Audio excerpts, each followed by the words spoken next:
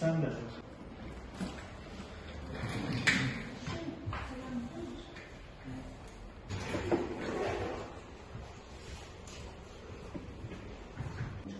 Öyle mi? Bu burada bu şekilde okumuş. Sosyal mesafe anlamında. Sivil toplum kuruluşlarının temsilcileri, değerli misafirler ve basınımızın yüzüde mensupları bugün burada bilindiği üzere Nemrut Kalderası'ndaki betonlaşma ile ilgili bir bildiri okuyacağız. Nemrut Kalderası, Avrupa Seçkin Destinasyonları EDEM projesi kapsamında birinci seçilerek mükemmeliyet ödülü almıştır. 2016 yılında hazırlanan Nemrut Kalderası yönetim planı, alanın koruma statülerine uygun olmayan öngörüleri içermekte ve alanın korunmasının önemli riskler oluşturmaktadır.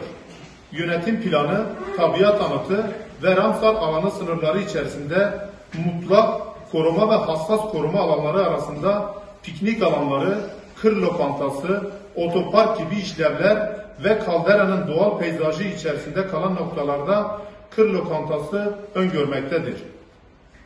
Nitekim bu plana dayandığını sandığımız müdahaleler geçtiğimiz aylarda başlamış ve kaldera içinde ağaç kesilerek, bitki örtüsü kaldırılarak, alana iş makineleri sokularak beton dökülmüş, tuvalet, seyir alanları adı altında yapılar inşa edilmiştir.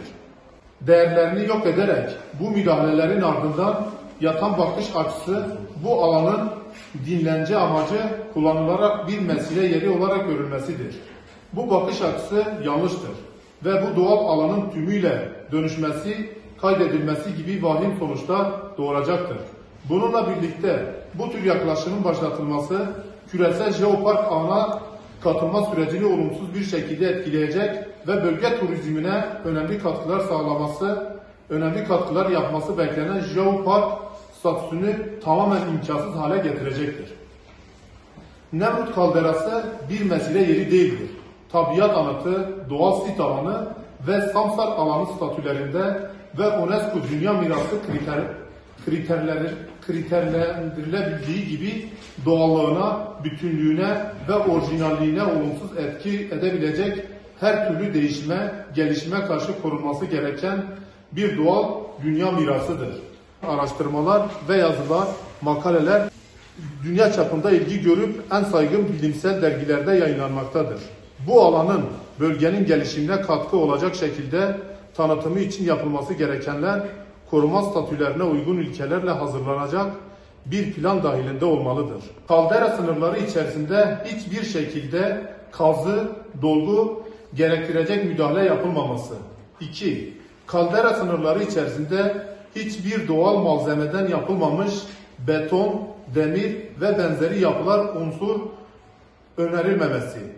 3. Ziyaretçilerin Kula Jeoparkı'nda olduğu gibi kaldera sınırları dışında mesafeli bir noktaya konulmuş bir ziyaretçi merkezinde karşılanması, bilgilendirilmesi, araç, park yeri, lokanta gibi, sergi salonu gibi işlevlerin burada yer alması ve kaldera içine erişimlerinin denetimli bir şekilde ve toplu bir araçla bu noktadan başlatılması.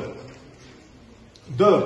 Kaldera içerisinde yürüyüş güzergahları, bilgilendirme elemanları yerleştirilerek alan hakkında bilgilendirme ve etkin ziyaretçi deneyiminin artırılması. 5. Seyirci noktaları, kalderanın içi ve Van Gölü manzarasının en etkileyici olduğu noktalarda silüeti ve doğal çevreyi en asgari biçimde etkileyecek şekilde tasarlanması. Bölgemizin nitelikli bir şekilde gelişiminin doğal ve kültürel mirasımızın korunmasına dayalı olduğuna inanan sivil toplum örgütleri ve kişiler olarak bir dünya mirası olan Nemrut Kalderası'nda özellikle ve acilen yapıların kaldırılması ve mevcut yönetim planının bilimsel çalışmalara dayalı koruma statülerine, sözleşmelere uygun ve katılımcı süreçlerle yeniden yapılaşmasını talep ediyoruz.